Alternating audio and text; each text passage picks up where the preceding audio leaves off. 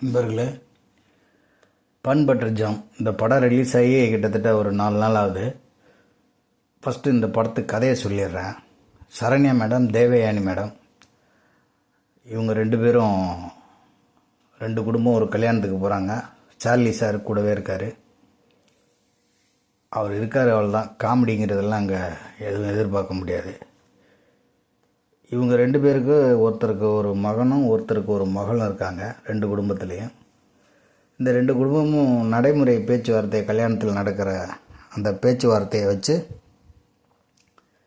நம்ம பொண்ணை அவனுக்கு தான் கட்டணும்னு அவங்க மனசுக்குள்ளே பேசி பிளான் பண்ணுறாங்க. அதேமாரி நம்ம மகளை அவங்க மகனுக்கு தான் கட்டணும்னு இவங்களும் சரண்யா மேடமும் பேசி மனசுக்குள்ளே பிளான் பண்ணிக்கிட்டு 2 பேரையும் பக்கத்தில் குடி வச்சுக்கிறாங்க.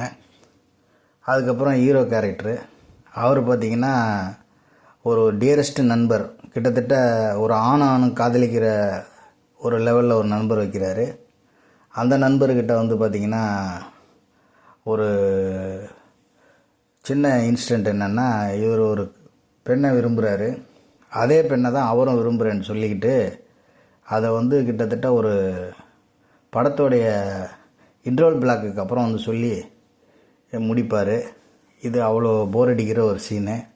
இந்த சரண்யா மேடமும் தேவதர்ஷினி மேடமும் ஓப்பனிங்கில் ஒருத்தருக்கு ஒருத்தர் பேசி அந்த பொண்ணும் இந்த பையனும் இதுவும் அவங்களும் 2 பேரும் எப்படி ஒன்றா சேர்றாங்கங்கிறது குஷி படத்தோட ஓப்பனிங் மாதிரி இருக்குது.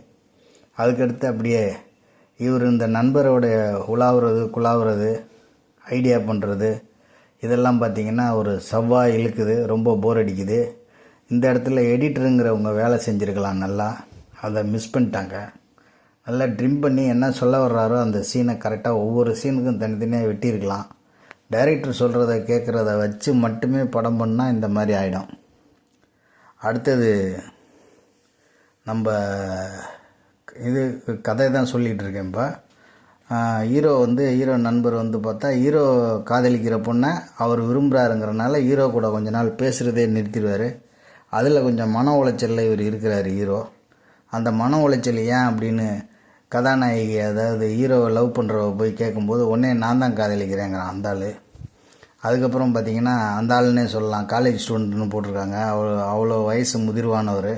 ஹீரோவுக்கே வயசு முதிர்வு தான். கொஞ்சம் கேமராமேனோடைய உழைப்பில் அவரை தனியாக நல்ல முறையாக காட்டியிருக்காரு. படத்தில் கேமராமேன் ஒர்க்கு பிரமாதமாக இருக்குது.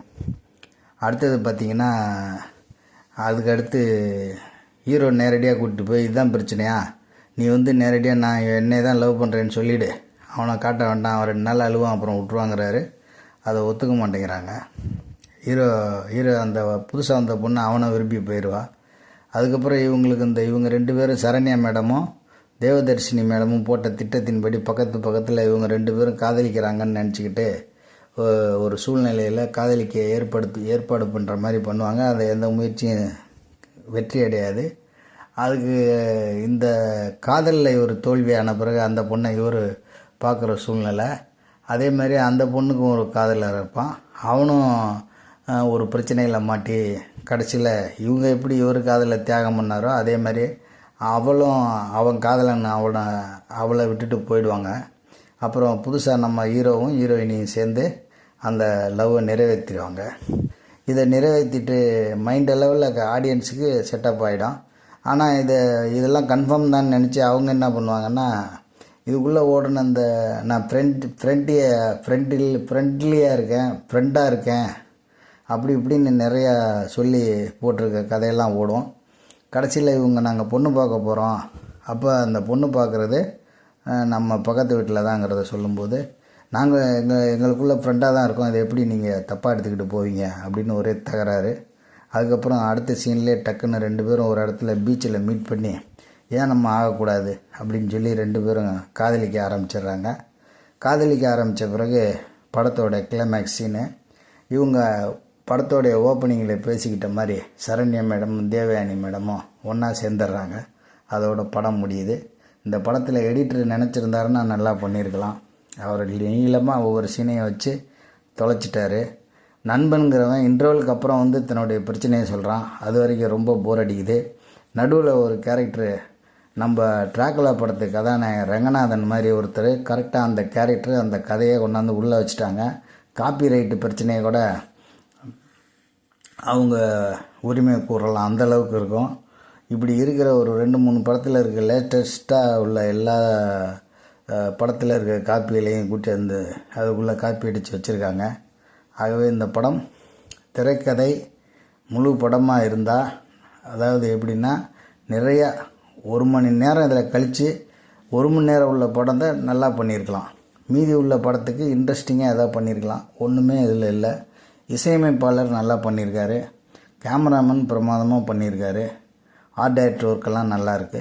மிக்க நன்றி. இந்த படம் வந்து ஆவரேஜாக தான் போகுது. ஒரு 2 கோடி கலெக்ஷனாக இருக்குது.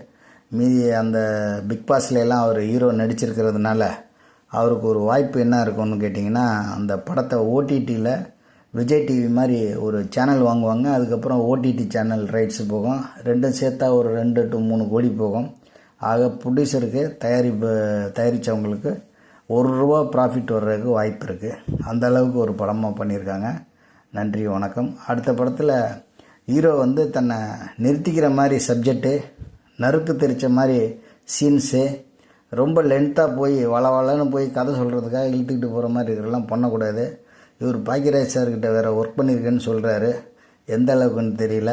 சந்தானம் படத்தில் காமெடியெல்லாம் பாச்சா பாய்கிட்ட அடிக்கட்ட அடியாளாக வேறு இருந்திருக்குன்னு சொல்கிறீங்களே, அந்த மாதிரி கதையில் இவர் எப்படிப்பட்ட டைரக்டர்கிட்ட ஒர்க் பண்ணியிருக்காரு, ஸ்கிரிப்ட் நாலேஜை பற்றி கொஞ்சம் யோசிச்சிருக்கலாம். அதெல்லாம் அவ்வளோ நல்லா இல்லை. ஏன்னா இவர் ஹீரோ தலைமையில் தான் அந்த வேலை நடந்திருக்கும். ஆகவே இதெல்லாம் அடுத்த படங்களில் சரி பண்ணிக்கணும். மற்றபடி ஆக்டர்ஸ் எல்லாம் கரெக்டாக நடிச்சிருக்காங்க. புதுசு பழசுன்னு எந்த ஒரு வேரியேஷனும் இல்லை. படத்துக்குன்னு உள்ள டிசைன் ஒர்க்கெல்லாம் இருக்குது பார்த்தீங்களா, அதெல்லாம் ரொம்ப மட்டமான ஒரு டிசைன் ஒர்க்கு. படம் ஓப்பனிங் அன்னைக்கு அந்த ஆப் மூலமாக நம்ம புக் பண்ணுவோம், எல்லா தேட்ரு ஆப்லேயும். அதெல்லாம் பார்த்திங்கன்னா இந்த படத்தோட டிசைனை பார்த்தாலே அவனும் உள்ளே போக மாட்டான். ஏற்கனவே டைட்டிலே வாந்தி எடுக்கிற மாதிரி பண்பற்று ஜாமின்னு. அதுக்கடுத்து இந்த டிசைன் அவ்வளோ கேவலமாக இருக்கும். எந்த பக்கமும் அந்த சைட்லாம் நல்லா கான்சன்ட்ரேஷன் பண்ணாத ஒரு படம் அது. கஷ்டமாக இருக்குது இதெல்லாம் பார்க்கும்போது. கோடிகளை போட்டு எடுக்கிறாங்க, கடைசியில் மக்களுக்கு பளிச்சுன்னு தெரிய வேண்டிய இடத்த ஒழுங்காக காட்ட தெரியல. குப்பை படம் கூட நல்லா போகுங்கிறதுக்கு வி சேகர் சார் படம்லாம் கரெக்டாக தெரியும்.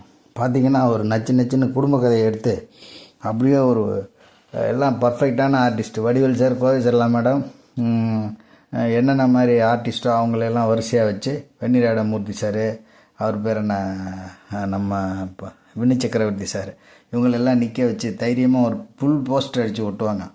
அதுமாரிலாம் போஸ்டர் இல்லை, ஒன்றும் கிடையாது, பப்ளிசிட்டி இல்லை, சோசியல் மீடியாவில் ஒரு டாக் இல்லை. இதெல்லாம் பெரிய ட்ராபேக்கு படத்துக்கு.